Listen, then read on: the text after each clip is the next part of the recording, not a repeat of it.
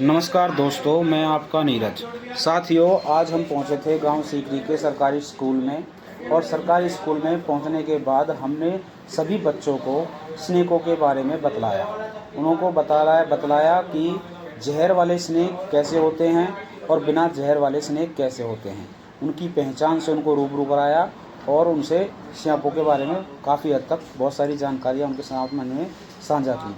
जानकारियाँ कुछ इस प्रकार से थीं, जैसे कि इंडियन स्पेक्टिकल कोबरा जो फन वाला होता है और उसके फन पे चश्मे का निशान होता है, और कई क्षेत्रों में उसके जो फन का निशान है वो बदलते रहता है, और उसका जो रंग है वो भी कई प्रकार का होता है। ब्राउन कलर का भी होता है, हल्का काला भी होता है और बहुत ज़्यादा डार्क काला भी होता है। इस प्रकार का इंडियन स्पेक्टिकल कोबरा पाया जाता है। यदि किसी व्यक्ति को इंडियन स्पेक्टिकल कोबरा के साथ वाइट होती है तो आपको उसके उपरांत क्या करना चाहिए। सबसे पहले, यदि किसी व्यक्ति को इंडियन स्पेक्टिकल कोबरा के द्वारा काटा जाता है तो जितना जल्दी हो सके उस स्नेक की फ़ोटो क्लिक करें। यदि आप फ़ोटो क्लिक नहीं कर पाते तो जल्द से जल्द हॉस्पिटल की तरफ मूव करें।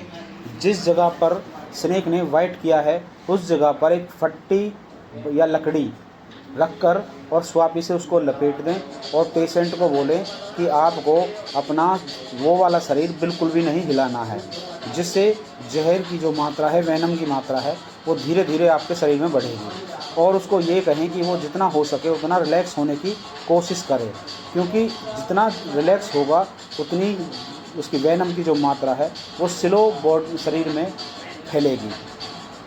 बात करते हैं ये इंडियन स्पेक्टिकल कोबरे के जहर की।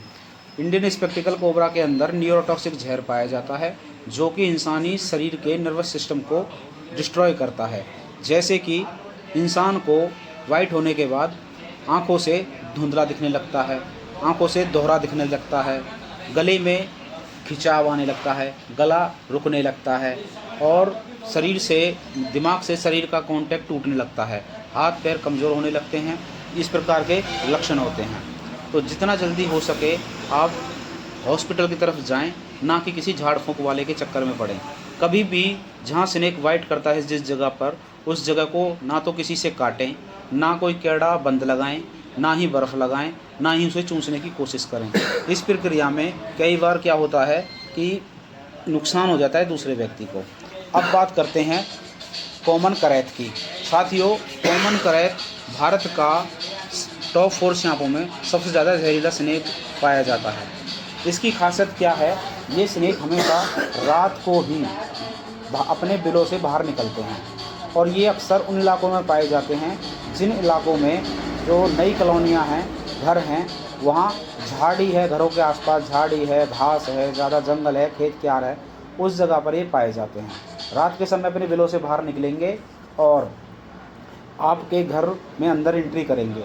ये क्या करते हैं? इंसानी स्मेल को महसूस करते हैं, उसको अपनी जीभ से सोखते हैं और फिर इंसान के पास जाकर ये सो जाते हैं। इंसान के पास सोने के बाद ये क्या होता है, इंसान करवट जैसे बदलता है तो उसको ये बार बार वाइट करते हैं।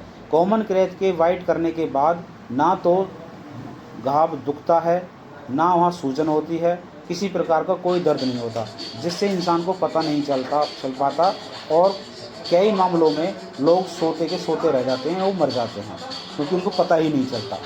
अब बात करते हैं कि इन स्नेकों से बचा कैसे जाए। जिन लोगों के घर जंगल या नई प्लॉटिंग के आसपास हैं उन लोगों को क्या करना है, चाहे आप बेड पर सोते हो, चाहे चारपाई पर, चाहे आप ज़मीन पर, आप जहाँ भी सो रहे हो वहाँ मच्छरदानी का इस्तेमाल ज़रूर करें, क्योंकि मच्छरदानी एकमात्र बचाव है इन जहरीले स्नेकों से आपकी जान की। क्योंकि मच्छरदानी चारों तरफ से क्लोज हो जाएगी और उसमें ये एंट्री नहीं ले पाएंगे। आप आराम से बिना भय मुक्त आप आराम से सो सकते हो। तो अब बात करते हैं रसल वाइपर की। साथियों, रसल वाइपर जो स्नेक होता है वो बहुत ही जहरीला होता है और उसके अंदर होमोटॉक्सिक जहर पाया जाता है, जिसके लक्षण कुछ इस प्रकार से हैं। किसी भी व्यक्ति को जब रसल वाइपर वाइट करता है और प्रॉपर मात्रा में उसकी बॉडी में वेनम इंजेक्ट करता है तो लक्षण इस प्रकार से नज़र आते हैं, जैसे कि कुछ समय बाद लोगों के मसूड़ों से खून आना शुरू हो जाता है, उनके पेशाब से खून आना शुरू हो जाता है, टट्टी के रास्ते से खून आना शुरू हो जाता है और इंटरनली हमारी आंतों से इंटरनली ब्लडिंग शुरू हो जाती है, जहाँ से हम पसीना आते हैं, हमारे शरीर से भी खून की रिसाव शुरू हो जाता है। तो अगर उसका जहर जब बॉडी में फैलता है तो इस प्रकार के लक्षण आते हैं, जिससे अगर समय पर इलाज ना मिलने के कारण व्यक्ति की कई मामलों में मौत भी हो जाती है।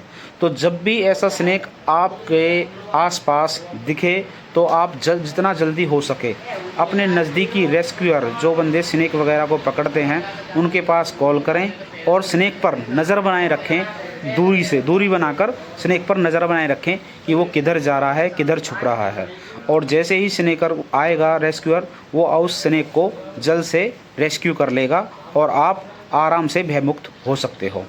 सो स्केल्ड वाइपर में भी होमोटॉक्सिक जहर पाया जाता है, उसके भी सेम ही लक्षण होते हैं जो रसल वाइपर में पाए जाते हैं। अब बात करते हैं रेड स्नेक, जैसे कि घोड़ा पछाड़, जिसे क्षेत्रीय भाषा में अलग अलग नामों से जाना जाता है, जैसे कि घोड़ा पछाड़ है, दामन, अलग अलग नामों से पकड़ा जाता है। तो घोड़ा पछाड़ जो होता है वो किसान मित्र होता है। वैसे तो ये जहर वाले स्नेक होते हैं, वो भी किसान मित्र हैं, और जो बिना जहर वाले हैं वो भी किसान मित्र हैं। किसान मित्र इस प्रकार से हैं कि स्नेक जो होते हैं, जो जंगलों में हमारे किसानों की फसलों को नुकसान चूहे करते हैं, मेंढक वगैरह करते हैं, तो उनकी पॉपुलेशन को कम करने का कार्य स्नेक करते हैं। क्योंकि स्नेकों का जो मुख्य आहार है वो चूहा, मेंढक, छिपकली और मछली वगैरह ये चीज़ें होती हैं, ये इनको ही खाया करते हैं। और पक्षी परिंदों के घोंसले में घुसकर उनके अंडे बच्चों को भी ये कई बार निशाना बनाते हैं। तो ये इनकी आहार श्रृंखला है। तो इसलिए ये किसान मित्र हैं, में चूहों को कंट्रोल करते हैं। ठीक वैसे ही अब बात करते हैं साथियों वाटर स्नेक की। साथियों, वाटर स्नेक जो होते हैं वो पानी के तालाब, जोड़, नदियों में पाए जाते हैं। वो हमेशा पानी के अंदर रहना पसंद करते हैं। और वाटर स्नेक की एक खासियत होती है कि यदि आप उसे छेड़ोगे तो वो बार बार अटैक करने की कोशिश करेगा। वैसे उसके अटैक से कुछ होता नहीं है, मामूली से दांतों के निशान आते हैं बॉडी पे, हल्का फुल्का खून निकलता है।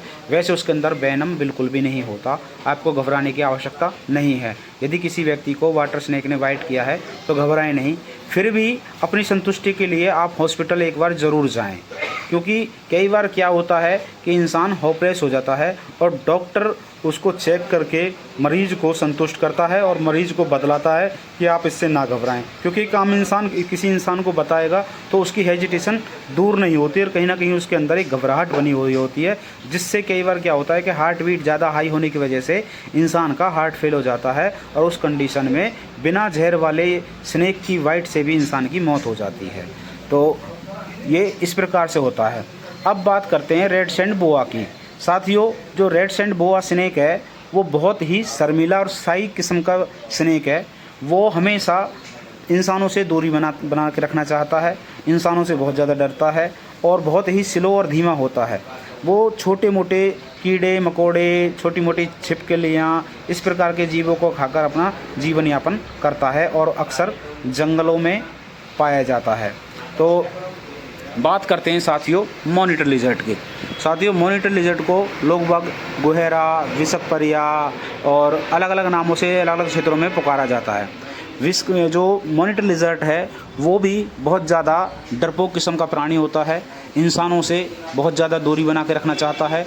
जहाँ भी इंसान की जो पैरों की आहट उसे महसूस होती है तो वहाँ से वो साइड हो जाता है और भाग जाता है, भागकर झाड़ियों में अपनी पनाह लेता है। वो तो हमेशा डरता है इंसानों से।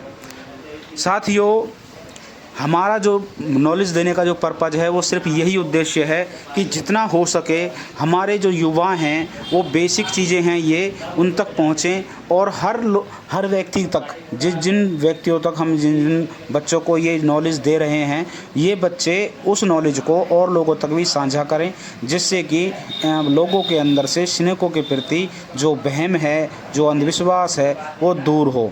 रेड सैंड बोआ के प्रति लोगों में एक अंधविश्वास बना रखा है, लोगों ने फैला रखा है कि जो रेड सैंड बोआ है वो क्या करता है कि उसके 2 सिर होते हैं। ये सिर्फ और सिर्फ एक सफ़ेद झूठ है, एक भ्रांति है। रेड सैंड बोआ के 2 सिर नहीं होते। उसका जो टेल है, उसकी पूंछ है, उसका बनावट उसके मुंह की तरह होती है, जिससे लोग भ्रमित हो जाते हैं, धोखा खा जाते हैं और लोगों को लगने लगता है कि नहीं, सही लोग, सपेरे लोग जो कह रहे थे कि वो सही कहते हैं कि इसके 2 मुंह होते हैं। जबकि रेड सैंड गोवा आजीवन एक ही मुंह से चलता है। ये सिर्फ और सिर्फ एक भ्रांति है और लोगों में अंधविश्वास का संचार है। उसको दूर करने का कार्य हम लोग कर रहे हैं। साथियों, कई बार क्या होता है कि खुशी जो होती है वो आपको बता कर आती है। आपके घर में कोई भी फंक्शन है, शादी है, विवाह है, कोई भी कार्यक्रम है, उसके लिए परिवार बैठकर एक डेट मुकर्रर करता है, लेकिन आपत्ति विपदा हमेशा किसी को बताकर नहीं आती, वो कभी भी आ सकती है। तो इस प्रकार के जीवों से आप डरे नहीं, आप सचेत रहें, जागरूक रहें, यही हमारा उद्देश्य है। और इसीलिए हम लोग आपके बीच में आए हैं और आपको इन स्नेकों से अवेयर करने के लिए, जागरूक करने के लिए, आपको जानकारी देने के लिए। तो हमारा यूट्यूब चैनल है नीरज स्नेक मैन के नाम से। जो लोग हमारी जानकारी से संतुष्टि रखते हैं, ताल्लुकात रखते हैं, वो हमारे यूट्यूब चैनल को जाके फॉलो कर सकते हैं, सब्सक्राइब कर सकते हैं और लोगों तक भी हमें पहुंचा सकते हैं। हमारी वीडियो को शेयर किया करें, जिससे कि हम और नए लोगों तक पहुंच सकें, जिससे और लोगों की हम सहायता कर सकें, हेल्प कर सकें। क्योंकि अक्सर होता क्या है, लोग बाग बिना ज्ञान के इन स्नेकों को मार दिया करते हैं। मारने से क्या होता है कि स्नेकों की जो पॉपुलेशन है वो कम हो जाती है। कई स्नेक ऐसे हैं जो विलुप्त की कगार पे हैं, खड़े हैं, और यदि वो विलुप्त हो जाते हैं तो कहीं ना कहीं मानव। साथियों, वैसे तो जो हमारा दिल्ली एनसीआर का इलाका है, इसके अंदर मुख्य रूप से सिर्फ 4 ही स्नेक जो हैं वो विषैले हैं, जहरीले हैं। जिसमें सबसे पहला नाम आता है इंडियन स्पेक्टिकल कोबरा, जिसका फन होता है, हुड होता है। दूसरा आता है कॉमन क्रैच, जो ब्लैक कलर का होता है, इसे वाइट लाइनिंग होती है।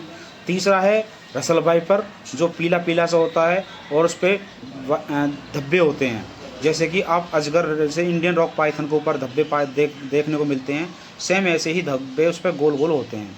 सो स्केल्ड वाइपर पे भी कुछ इसी प्रकार के सिमिलर से धब्बे होते हैं। ये इनकी पहचान है।